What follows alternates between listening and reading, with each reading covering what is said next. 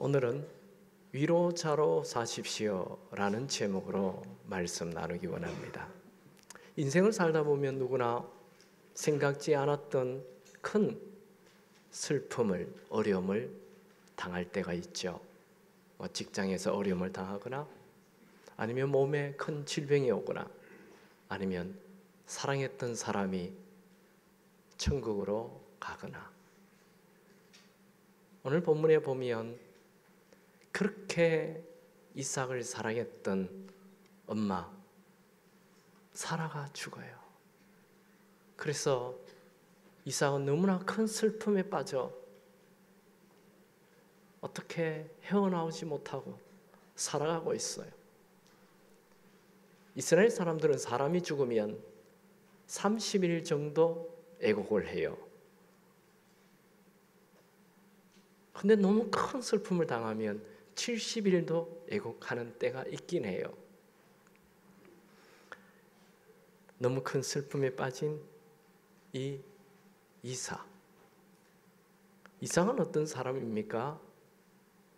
이삭은 태어날 수 없는 몸을 가진 엄마의 몸에서 태어났어요. 그러니까 임신하지도 못하는 그런 몸을 가지고 있었던 엄마죠. 또 나이도 90이나 되었어요. 정상적인 여성도 90이 되면 아기 낳기 어려워요. 기적적으로 태어났어요. 근데 성경은 이삭의 태어남을 믿음으로 태어난 기적이라고 기록하고 있어요. 로마서 4장 18절 19절에 보면 아브라함이 바랄 수 없는 중에 바라고 믿었더니, 그건 안 되는 일이라는 거예요. 불가능한 일이라는 거예요. 그런데도 바라보고 믿었다는 거예요. 그가 100세가 되어 자기 몸이 죽은 것 같고 부인 사라의 태가 죽은 것 같음을 알고도 믿음이 약하여 지지 아니하고, 믿음 때문에 이 아기가 태어났다는 얘기를 합니다. 그런데 이 아브라함의 믿음뿐 아니라 부인 사라도 믿음이 있었기 때문에 아기가 태어났다. 히브리서 11장 11절에 보면 믿음으로 사라 자신도 나이가 많아 단산하였으나 잉태할 수 있는 힘을 얻었으니, 믿음을 가지자 하나님께서 잉태할 수 있는 몸을 주었다는 거예요. 결국 이삭은 아브라함의 믿음, 사라의 믿음의 결과로 태어난 기적의 아들입니다. 이삭의 이름의 뜻은 히브리어로 이츠하크, 웃음. 정말 이름대로 이삭은 온 집안의 웃음이었어요. 그가 걸어다니는 자체가 웃음, 기쁨을 줬어요. 사라는 이삭을 껴안고 얼마나 행복했는지 몰라요. 근데 이 이삭이 젖을 뗄 한 3살 정도 나이에 이복형 이스마엘이 이삭을 자꾸 괴롭히니까 사라가 화가 머리끝까지 나가지고 그냥 그 이스마엘을 내쫓아버렸어요. 사라의 이삭 사랑은 남달랐어요. 사라는 이삭에게 모든 걸 다 걸었어요.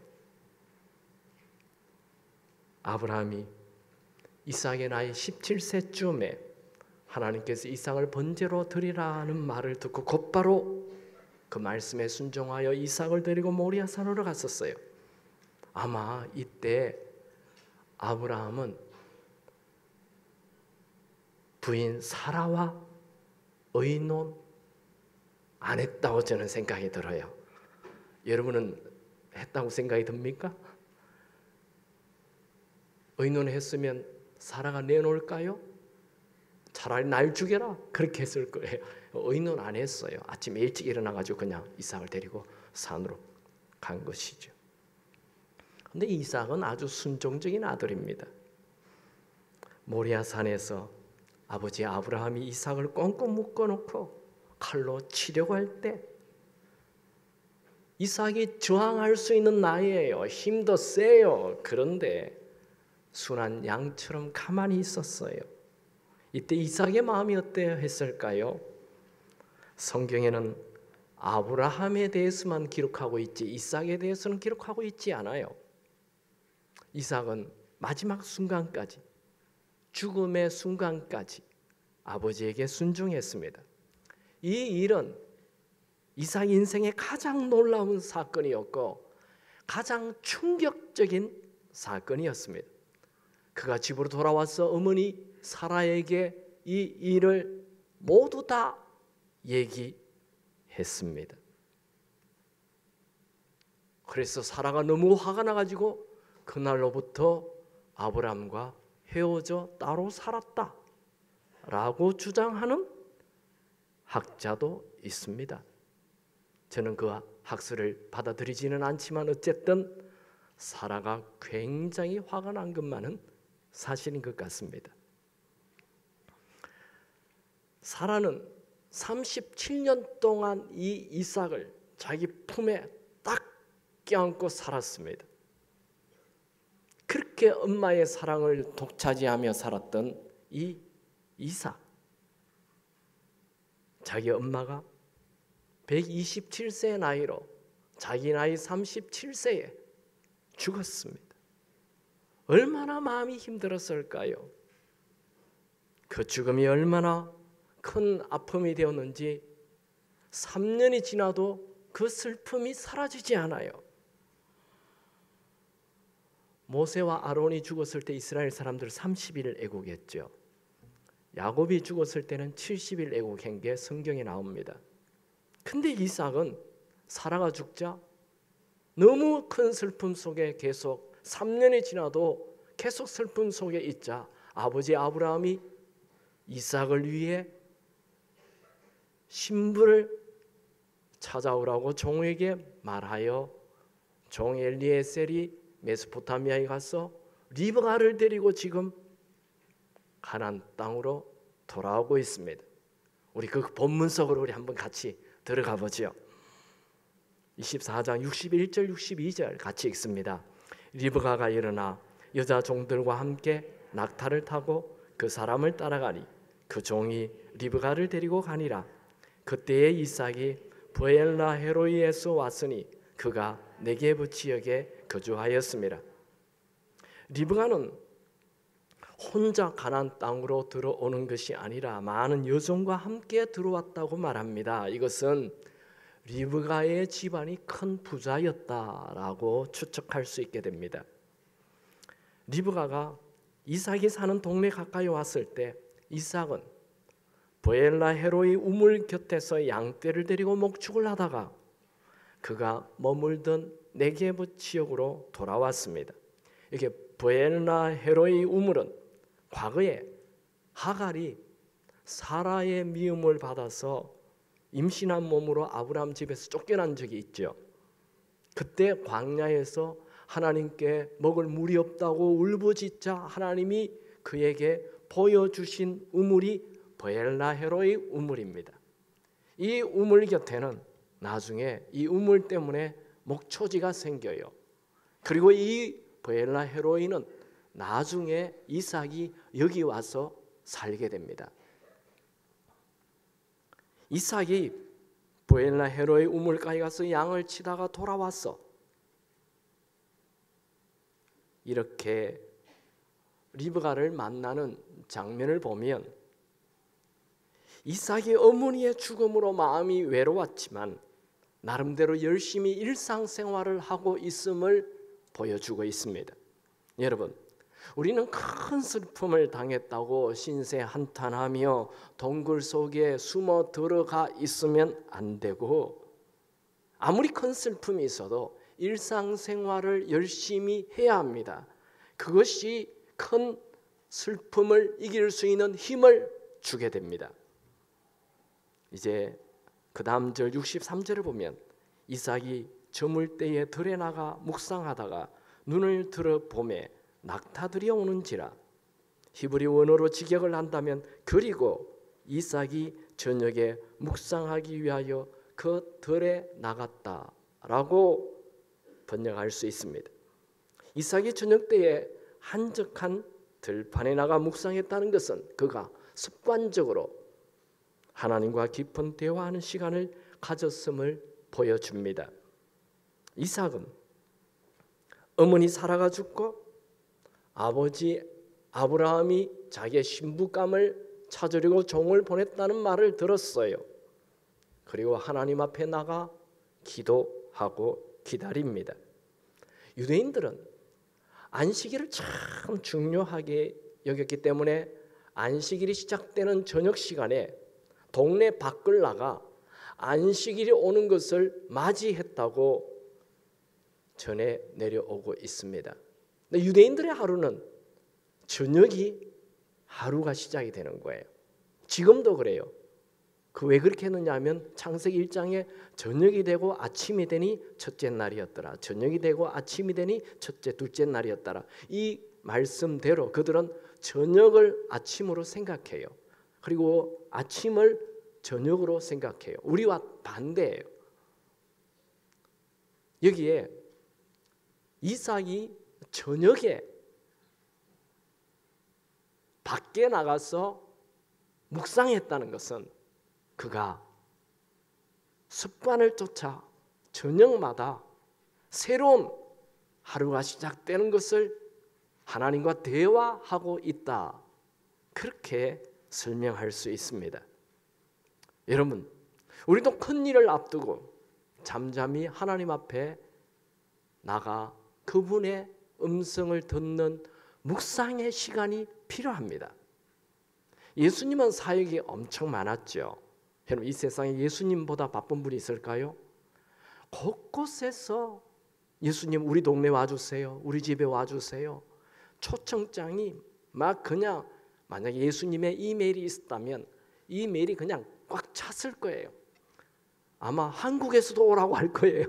전 세계에서 예수님 만나겠다고. 예수님을 만나겠다는 사람이 얼마나 많습니까? 부자로부터 가난한 자로부터 병든 자로부터 아픈 자로부터 인생의 위기를 앞둔 사람들, 삭개오 같은 사람은 돈도 많고 권력이 있지만 외로웠잖아요. 그도 예수님 만나기 원했어요. 예수님 만나자는 사람이 너무나 많아요. 그런데 우리가 이 복음서를 읽어보면 예수님은 너무 바빴어, 뛰어다녔다, 이런 구절이 한 구절도 없어요. 예수님은 아무리 바빠도 습관을 쫓아 아침 일찍 하나님 앞에 엎드려 대화하는 시간을 가졌어요.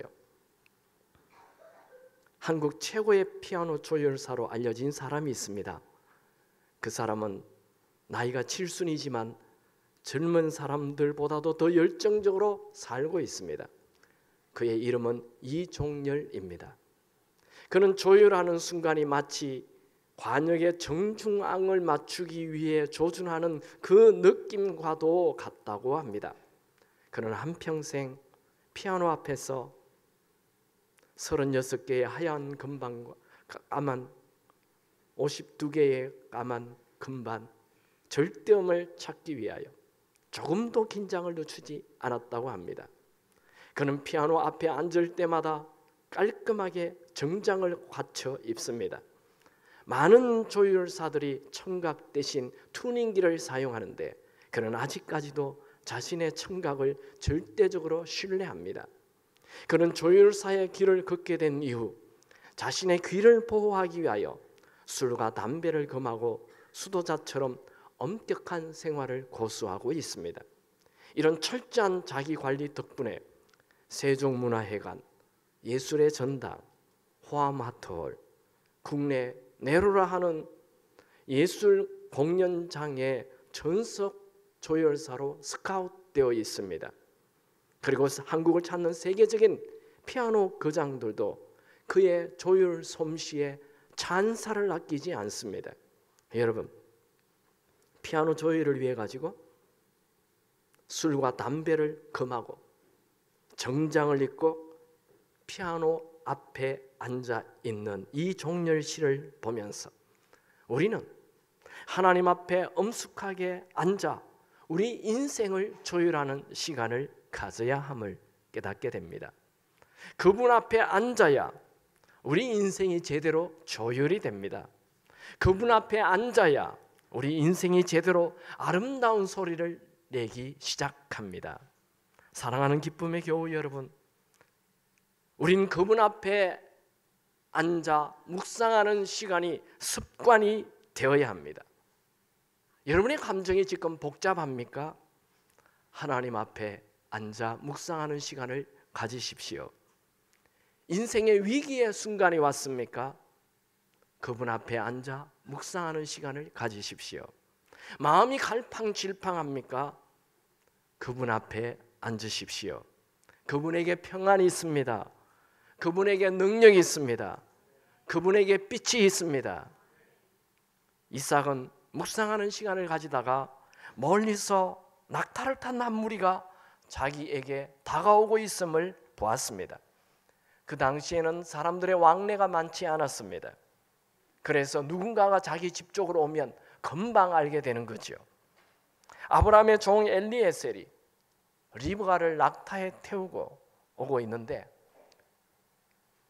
또 리브가는 저기에 이삭이 있다는 것을 또 알았어요. 리브가가 먼저 이삭을 보고 저기 있는 사람이 누군지 종 엘리에셀에게 물었습니다. 계속 말씀을 볼까요? 64절 65절 같이 한번 읽겠습니다. 리브가가 눈을 들어 이삭을 바라보고 낙타에서 내려 종에게 말하되 들에서 배회하다가 우리에게 마주오는 자가 누구냐? 종이 이르되 이는 내 주인이니이다. 리브가가 너울을 가지고 자기의 얼굴을 가리더라. 리브가는 언제나 상황 파악을 일찍 하는 지혜가 있는 여성입니다. 종이 이쪽으로 오고 있는 자가 바로 자기의 주인 이삭이라고 말하였죠. 왜냐하면 종은 이삭이 저녁마다 저렇게 묵상한다는 걸 잘 알고 있었기 때문입니다. 그 말을 들은 리브가는 자기의 얼굴을 너울로 가렸습니다. 이것은 그 당시 신부가 신랑을 보기 전에 얼굴을 가리는 풍습을 따르는 것입니다. 이런 풍습은 신부가 신랑에 대한 존경과 순결을 나타냅니다. 이제 엘리에셀은 이삭을 만나 리브가를 만난 경위를 자세히 설명하였습니다. 종이 그 행한 일을 다 이삭에게 아뢰매 이삭은 이 일에 하나님께서 개입하셨다라는 것을 분명하게 알게 되었습니다. 그래서 이삭은 종이 데려온 리브가를 기쁨으로 아내로 맞이하고 결혼식을 올리죠. 여러분의 결혼에도 하나님께서 어떻게 역사하셨는지 얘기할 수 있는 간증이 있기 바랍니다. 저는 새로운 사람들을 특별히 부부끼리 만나면 자주 묻는 질문이 있어요. 보통 남자들은 이렇게 새로 목사와 만나면 얘기를 안 하거든요. 입을 딱 다물고 있어요. 그래서 제가 두 분은 어떻게 만나셨어요? 하면 갑자기 남자의 태도가 확 바뀝니다. 신이 나서 얘기합니다. 막 신났어요. 근데 그 얘기를 자세히 들어보면 하나님이 역사하셨다라고 얘기하는 분이 있고, 어떤 분은 자기의 무용담을 얘기하는 사람이 있어요. 여러분은 결혼에 우리 하나님이 이렇게 역사하셨어요 라고 얘기할 수 있는 간증이 있기 바랍니다. 이제 그 다음 절, 이 구절이 아주 중요한데요. 다 같이 한번 읽죠.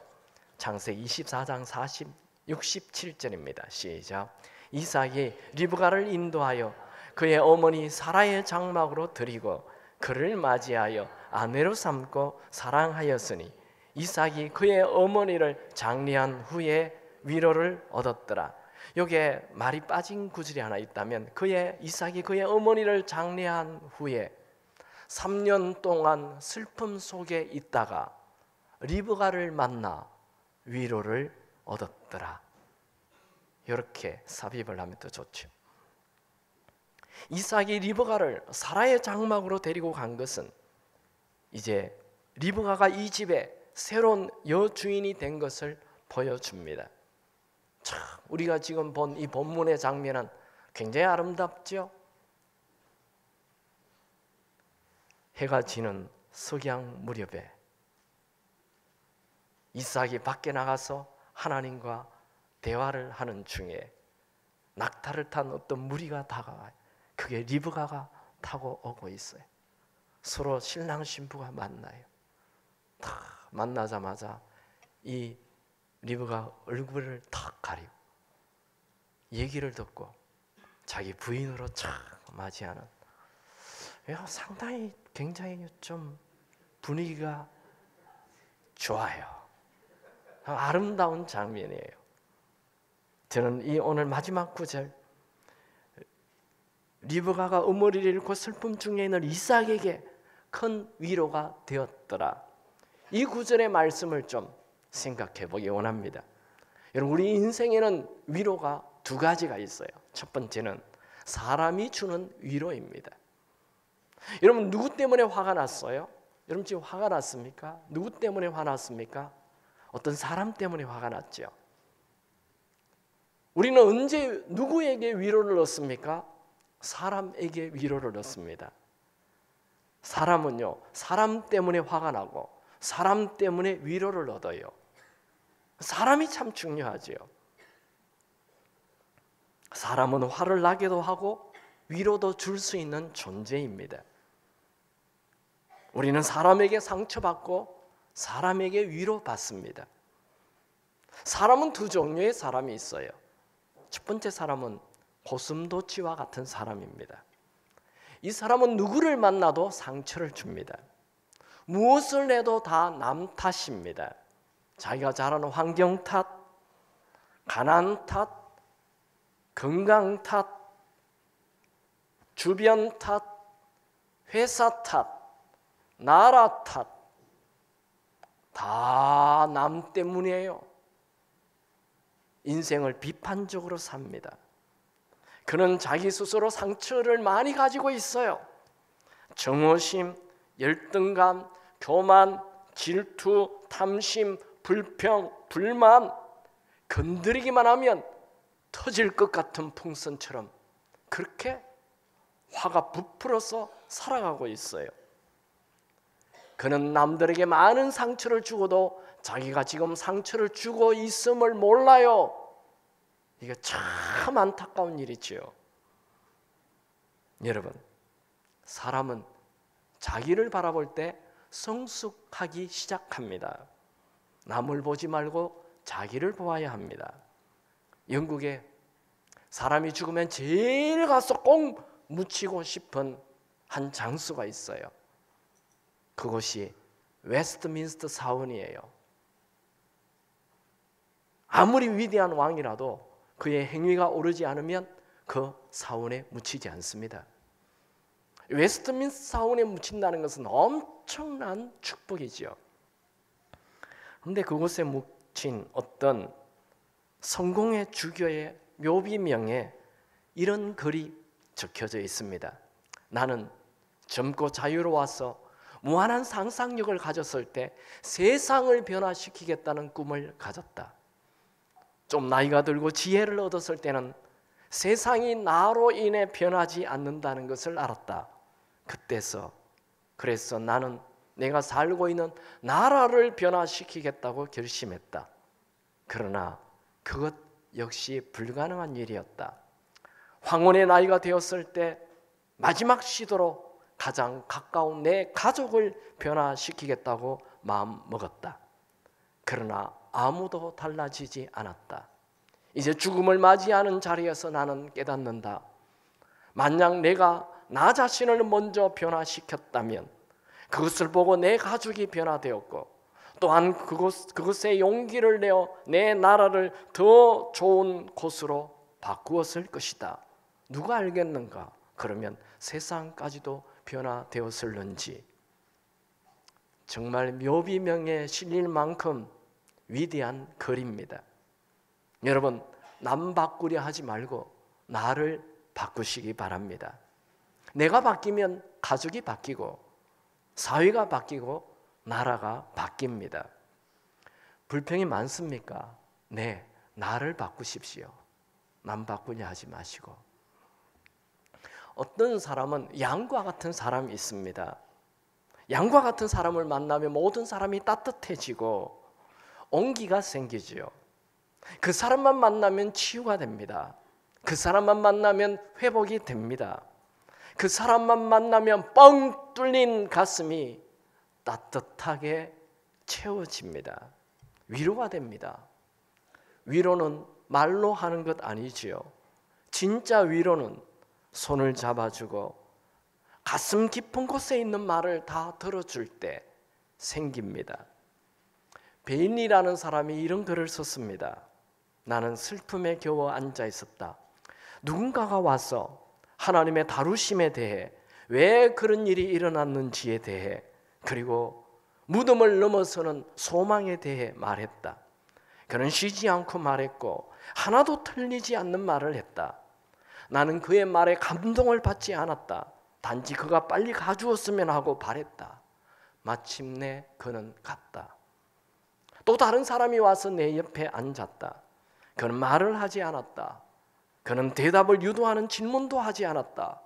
그는 단지 1시간이나 그 이상을 내 옆에 앉아 내가 무언가를 말했을 때 들어주었고 간단히 대답해 주었으며 단순히 짧게 기도했다. 그리고 떠났다. 내 마음이 움직였다. 나는 위로를 받았다. 나는 그가 떠나는 것이 싫었다. 여러분, 고난의 현장에서 많은 대화를 해준다고 위로를 받는 것 아닙니다. 최고의 위로는 함께 있어 주는 것입니다. 고린도후서 1장 9절에 너희를 위한 우리의 소망이 견고함은 너희가 고난에 참여한 자가 된 것 같이 위로에도 그러할 줄 알미라. 맞습니다. 사람은 아무리 큰 고난이 있어도 함께하는 자가 있다면 위로를 얻고 희망을 얻게 됩니다. 이삭은 자신을 끔찍히 사랑했던 어머니 사라가 사라진 후 리브가를 만나 큰 위로가 되었습니다. 리브가는 이삭에게 큰 위로가 되었죠. 그런데 여러분, 본문을 자세히 살펴보면 이삭이 리브가를 사랑할 때 위로를 얻었다라고 기록하고 있습니다. 다시 한번 읽어보죠. 제가 읽을게요. 이삭이 리브가를 인도하여 그의 어머니 사라의 장막으로 들이고 그를 맞이하여 아내로 삼고 사랑하였으니 이삭이 그의 어머니를 장례한 후에 위로를 얻었더라.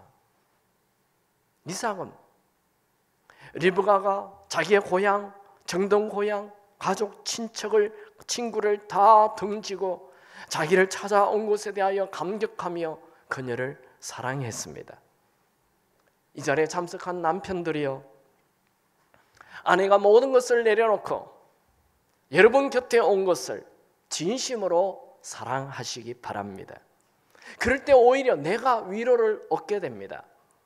보통 우리는 위로는 누군가가 나를 사랑해 줄 때 위로가 된다는 것으로 알고 있지만 성경은 반대로 우리가 누구를 사랑할 때 위로를 받게 된다 말씀하십니다.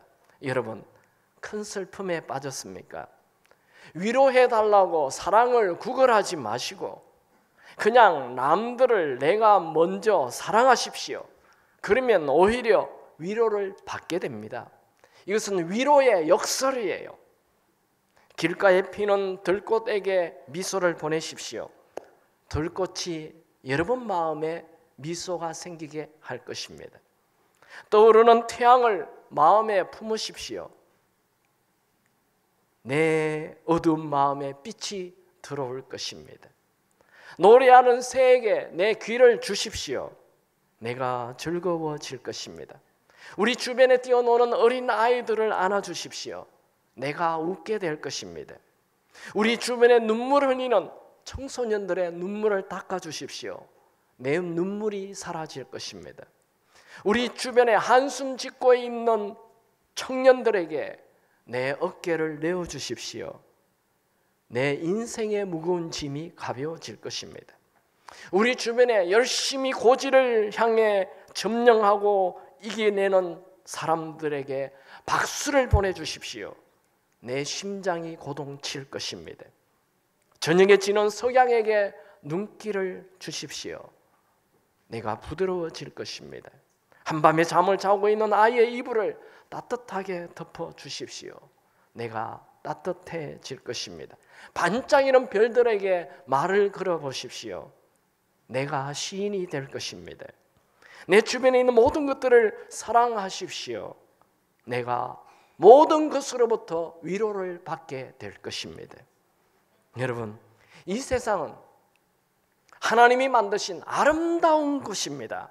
동시에 사탄이 역사하는 죄가 만연한 곳이기도 합니다. 우리는 내 마음을 잘 다스려 알곡이 되게 할 수도 있고, 내 마음을 그냥 세상 흘러가는 대로 내버려 두어 죽정이가 가득한 곳이 될 수도 있습니다. 밭을 잘 가꾸지 아니하면 그냥 어디 쓰인지 모르게 잡초가 날라와서 잡초가 무성한 버려진 밭이 됩니다.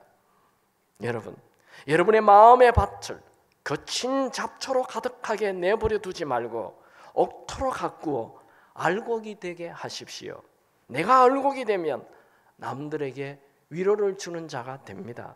사랑하는 기쁨의 교우 여러분, 짧은 인생 사는 동안 남들을 위로하는 자로 사시기 바랍니다. 두 번째, 하나님이 주시는 위로입니다. 이삭에게 리브가를 데리고 온 사람은 아브라함의 종 엘리에셀이죠.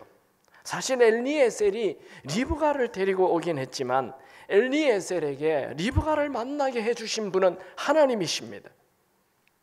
엘리에셀은 단지 하나님께서 만나게 해주신 리브가를 데리고 온 것뿐이죠. 이삭은 리브가를 만나자 어머니를 잃었던 그 긴 슬픔이 끝이 나고 말았습니다. 먼저 우리는 우리의 고통이 끝나는 날이 있다는 걸 알아야 합니다. 하나님은 우리 그리스도인들이 걷고 있는 모든 길을 다 알고 계시지요. 욥기 23장 10절에 그러나 내가 가는 길을 그가 아시나니 그가 나를 단련하신 후에 내가 순금같이 되어 나오리라. 이 말씀은 하나님은 우리가 고난당할 때 내버려 두지 않고 우리를 순금처럼 단련하신다는 것입니다. 여러분, 하나님은 우리를 고난 속에서 망하게 내버려 두시는 분이 아니십니다.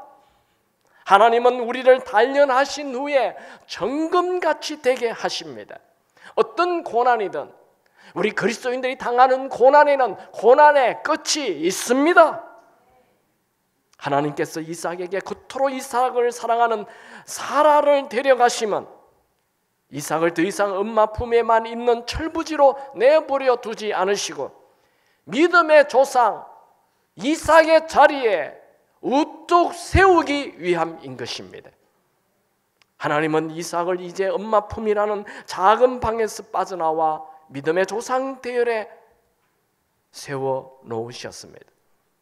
여러분, 최근에 무엇을 잃어버렸습니까? 사랑하는 사람이 떠났습니까? 아마 그 상처가 아직도 아물지 않았는지 모릅니다. 그러나 중요한 것은 그 모든 것 가운데서도 하나님은 여전히 여러분을 사랑하고 계신다는 것과 하나님은 여전히 여러분을 향한 하나님의 계획이 있다는 것입니다. 하나님은 결코 여러분을 떠나지 않으십니다. 하나님은 이삭에게 가장 적당한, 합당한, 딱 맞는 사람 리브가를 붙여주셔서 이삭을 위로해 주었습니다. 이삭은 아주 순종적이고 수동적인 인생을 사는 사람이었습니다. 그래서 하나님은 이삭에게는 아주 활기차고 그리고 지혜가 뛰어난 상황 파악을 일찍 할 수 있는 지혜로운 리브가를 붙여주신 것입니다. 대부분 부부를 보면요, 남편이 활기차면 아내는 아주 조용하고 아내가 활기차면 남편은 조용해요. 그렇게 하나님 만들어놨어요. 감사하시기 바랍니다. 아멘입니까? 아, 내 남편 나와 성격이 정반대이구나. 하나님이 붙여줬구나. 이렇게 아시기 바랍니다. 정반대이구나. 같이 못 살겠다. 이건 아니에요. 네, 하나님이 반대를 붙여주세요. 대부분 그래요. 언제나 하나님은 우리 인생의 최고의 사람을 옆에 붙여주십니다. 아브라함에게는 사라를. 아브라함은 좀 이렇게 주도력이 강한 사람이죠. 아들도 막 데려가고 돈도 친척 아비집도 막 떠나고. 이 아브라함은 아주 주도적인 사람이에요. 그에게 아브라함을 주로 모시고 사는 사라가 나와요. 성경에 보면 이 신약에서는 사라는 자기 남편을 주로 모시고 살았다고 그렇게 나와 있어요. 굉장히 순종적인 사라. 이삭에게는 리브가를, 야곱에게는 라헬을, 모세에게는 요수아를, 요수아에게는 갈렙을, 다윗에게는 요나단을, 마리아에게는 요셉을, 바울에게는 신라를. 여러분 외롭습니까? 기다리십시오. 가장 합당한 자를 붙여주실 것입니다. 여러분 우리 하나님은 어떤 분이십니까? 온 우주를 창조하신 분이시죠. 창조자시죠. 자기 아들까지 우리에게 내어주시는 사랑의 하나님이시죠. 그런데 우리가 잘 모르는 게 하나 있는데 그것은 우리 하나님은 위로의 하나님이시라는 거예요. 성경에 나오죠. 고린도후서 1장 3절 같이 한번 읽어볼까요? 시작. 찬송하리로다 우리 주 예수 그리스도의 하나님이시요 자비의 아버지시요 모든 위로의 하나님이시며. 여러분 우리가 이 땅에 사는 동안 슬픈 일을 당해요. 그럴 때 누가 위로하게 해준다고요? 하나님께서, 모든 위로의 하나님께서 우리를 위로해 주십니다.